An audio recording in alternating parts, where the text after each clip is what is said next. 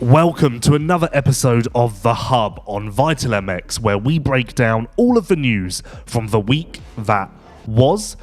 And breaking news has just come in. Eli Tomac has re-signed with Monster Energy Yamaha Star Racing and committed to the entire 2025 SuperMotocross World Championship. Yes, he will race Supercross, Motocross, and the playoffs. A massive commitment for Tomac, great news for the fans. In the official statement, he said it will likely be his final time racing the full season. So he's left the door open for Supercross only in 2026, but don't expect to see him outdoors beyond 2025. Speaking of Supermotocross there, this weekend marks the final chance for certain riders to make it into the top 20 bracket in each class, but honestly, the battle for seeded positions is fairly cut and dry at this point. Dean Wilson is on the outside looking in 450 SMX.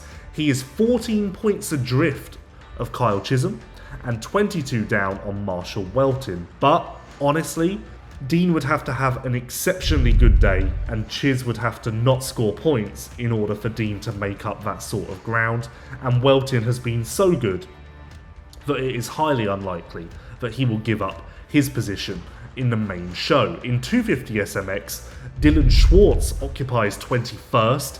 He is 32 points back of the inactive Nate Thrasher, but even though Nate Thrasher will not be racing this weekend, it's unlikely Dylan Schwartz will pick up 32 points. Never say never, but let's watch this space.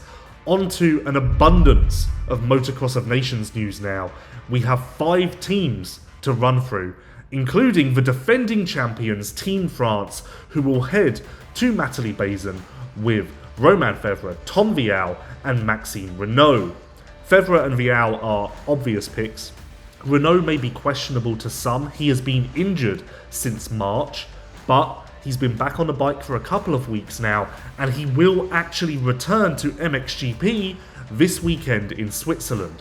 So he has 4 GPs and, say, 6 weeks to get himself up to speed in time for the 2024 Monster Energy FIM Motocross of Nations.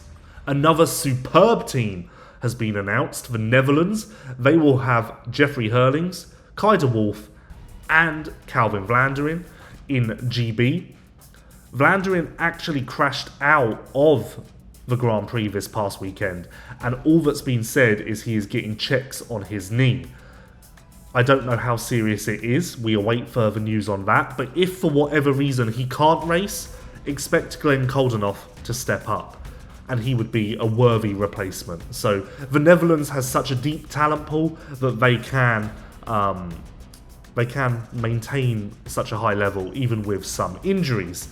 Onto Team Belgium now, and they have an exceptionally young squad. Lucas Koenen, Sasha Koenen and Liam Everts will race for Belgium. Lucas Koenen and Everts will fill the 450 spots. Of course, they are both MX2 riders this year, but they will step up to the bigger machinery and probably make an impression. Will they have the consistency to put Belgium on the box? Debatable, but they will certainly have the speed to make a statement.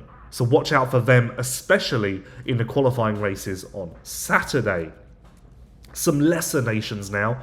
The Czech Republic will have Petr Polak, Julius Michaela and Jacob Terasak, 2 MXGP veterans on that team.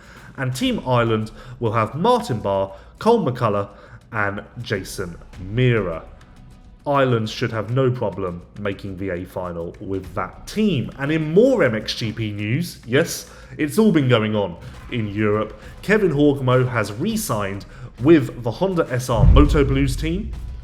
It was speculated that Horgmo could potentially step up to a factory seat, but those are all gone now. We will be able to tell you who's taking the second Kawasaki seat in a couple of weeks or so. Not our place to break that news just yet. So, what lies ahead this weekend? The Pro Motocross finale will of course be run at Ironman. Chase Sexton is in a brilliant position to clinch his first 450 MX title. He could do it with a top 2 position in Moto 1. If he finishes second, the gap will go down to 25 points, but Sexton would have had more wins, so then he would clinch. If he wins Moto 1, it's extremely clear cut. He will be your champion. So that is something to look forward to. Will Hayden Deegan make a massive statement in 250MX as he wants to really turn the screw and remind everyone why he's the champ? Probably. So that's exciting. And of course, Ken Roxon is racing 250MX. I almost forgot. That will dominate headlines all day long. And you know that a lot of people will be tuning in, especially to see how Kenny gets on.